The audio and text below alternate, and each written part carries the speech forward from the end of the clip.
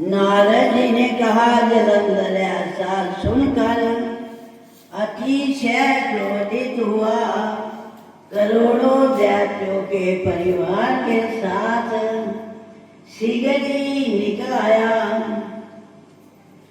जाते समय उनको अपने सम्मुख शुक्र तथा राहु दृष्टि गोचर हुए। उन्हें देखते ही उसका मुकुट पृथ्वी में गिर पड़ा और शीघ्रता से स्वयं भी फिसल गया। सैकड़ों दैत्यों की सेनाओं से तथा सहस्त्र विमानों से व्यापक आकाश वर्षा काल में बादलों की भांति हो गया।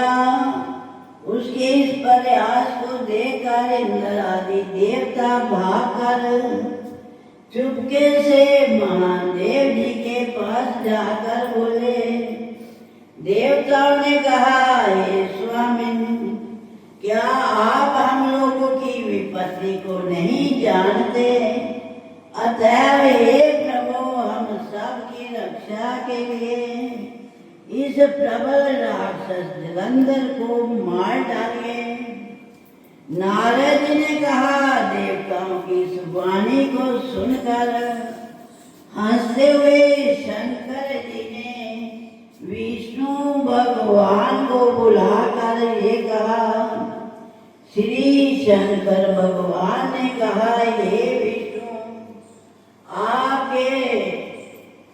आपने संग्राम में जलंधर को क्यों नहीं मारा और अपने बैकुंठ को छोड़कर उसके घर में जाकर क्यों रहते हैं? विष्णु भगवान ने कहा, आपके अंश से उत्पन्न और मेरी स्त्री लक्ष्मी के भाई होने के कारण मैंने उसे नहीं मारा। आप स्वयं उसे मारिए। महादेव जी ने कहा, अति प्रतापी जलंधर इन शस्त्रों से नहीं मारा जा सकेगा, इसलिए आप अपने तेज के अंश के साथ देवताओं के तेज का अंश शस्त्र के लिए मुझे दीजिए। नारद जी ने कहा, तब विष्णु आदि समस्त देवताओं ने अपना अपना तेज अंश शिव जी को दे दिया।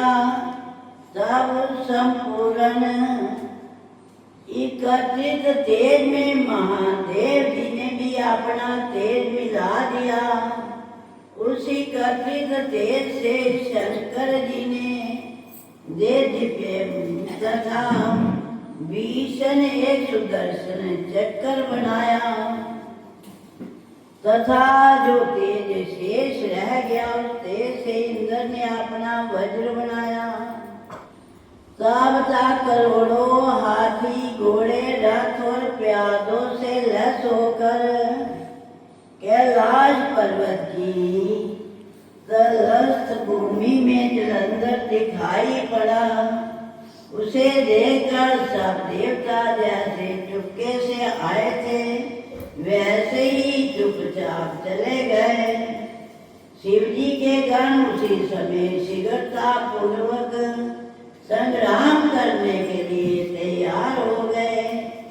नंदी गणेश तथा स्वामी कार्तिक आदि गण शिव जी की आज्ञा अनुसार कैलाश पर्वत से झटपट नीचे युद्ध के लिए उतर आए।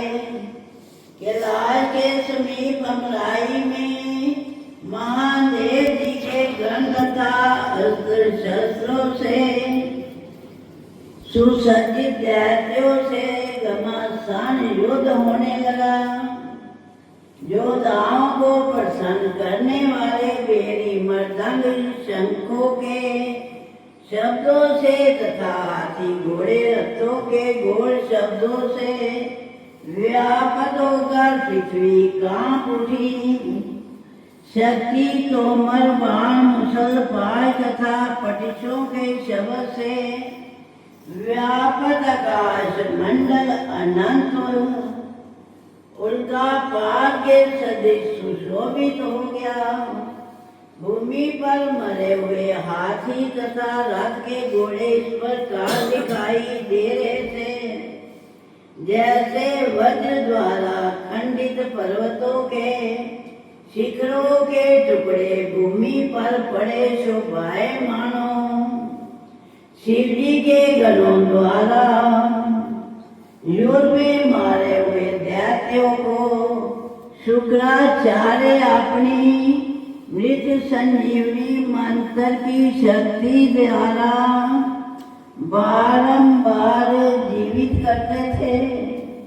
शुक्र का ये कृत देखकर व्याकुल तथा बैतुल गणों ने महादेव जी से सवृत्तांत कह सुनाया। इसके पश्चात महादेव जी के मुख से ताड़ के वृक्षों के सदृश लंबी कदरा के समान मुख वाली तथा स्तनों से वृक्षों को चकनाचूर कर देने वाली एक अति भयंकर कृत्या उत्पन्न हुई। वो भयंकर कृत्या युद्ध भूमि में आकर बड़े बड़े दैत्यों को भक्षण करती हुई शुक्राचार्य को अपनी योनि में रख कर आकाश में जाकर अदृश्य हो गई। शुक्राचार्य को पकड़ा हुआ देख युद्ध भूमि में प्रसन्नता विकसित मुख वाले शिव जी के वीर गण दैत्य गण को मारने लगे। शिव गणों के भयानक आक्रमण से दैत्यों की सेना इस प्रकार तितर बितर हो गई जैसे वायु के वेग से तीन समूह इधर उधर उड़ने लगते हैं।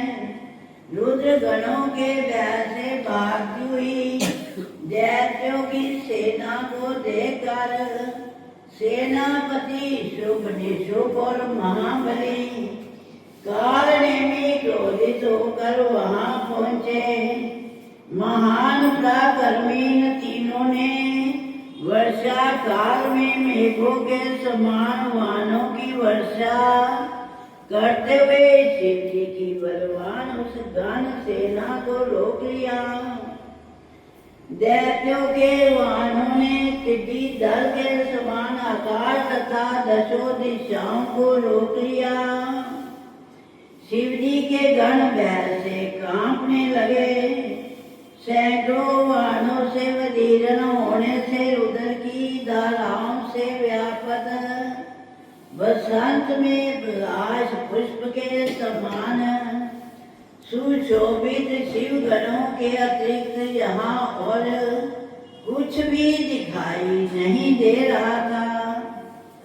कुछ स्वयं गिरते हुए और कुछ गिरने वाले छिन्न भिन्न सब रुद्र गण संग्राम भूमि को छोड़कर बाग खड़े हुए। तत्पश्चात शैल गणेश तथा स्वामी कार्तिकेय अपनी सेना को नटुई दे क्रोधित हो शीघ्र ही दैत्यों के रोकने में लग गए। इति श्री कार्तिक महात्म त्रयोदशो अध्याय समाप्तम्। बोल वृंदावन बिहारी लाल की जय।